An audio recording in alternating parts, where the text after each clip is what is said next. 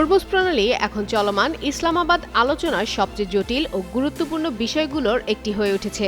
এই প্রণালীর নিরাপত্তা ও নিয়ন্ত্রণ নিয়ে যুক্তরাষ্ট্র ও ইরানের মধ্যে দীর্ঘদিন ধরেই উত্তেজনা রয়েছে। তবে সাম্প্রতিক সময়ে যুক্তরাষ্ট্রের অবস্থান নিয়ে নতুন করে প্রশ্ন দেখা দিয়েছে। আসলে এই ইস্যুতে ওয়াশিংটনের স্পষ্ট অবস্থান কি তা এখনও পরিষ্কার নয়। ওয়াশিংটন থেকে সাংবাদিক মাইক খান্না এই বিষয়টি তুলে ধরেছেন। তার মতে, যুক্তরাষ্ট্রের অবস্থান সময় ও পরিস্থিতি অনুযায়ী বদলে যাচ্ছে, যা পুরো আলোচনাকেই অনিশ্চয়তার দিকে ঠেলে দিচ্ছে। তিনি বলেন, মাত্র 10 দিনের মধ্যে মার্কিন প্রেসিডেন্ট ডোনাল্ড ট্রাম্প এই প্রণালী নিয়ে সম্পূর্ণ বিপরীত দুটি বক্তব্য দিয়েছেন। প্রথমে ট্রাম্প বলেন, হরমুজ প্রণালী যুক্তরাষ্ট্রের জন্য তেমন গুরুত্বপূর্ণ নয়।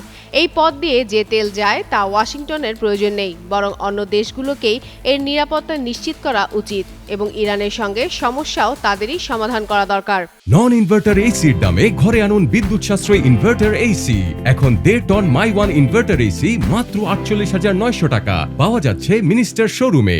কিন্তু অল্প দিনের মধ্যেই তিনি 180 ডিগ্রি উল্টে গেলেন এবং ভিন্ন অবস্থান নেন। সে সময় তিনি বলেন, হরমুজ প্রণালী খোলা রাখা যুক্তরাষ্ট্রের প্রধান দাবি এবং এটি বন্ধ থাকলে কোনো আলোচনায় এগোবে না।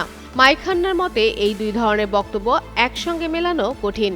ফলে যুক্তরাষ্ট্র আসলে কোথায় দাঁড়িয়ে আছে তা বোঝা যাচ্ছে না।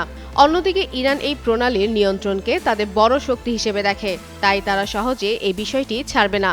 এতে করে চলমান আলোচনায় সমাধান আসা নিয়ে সংশয় থেকেই যাচ্ছে।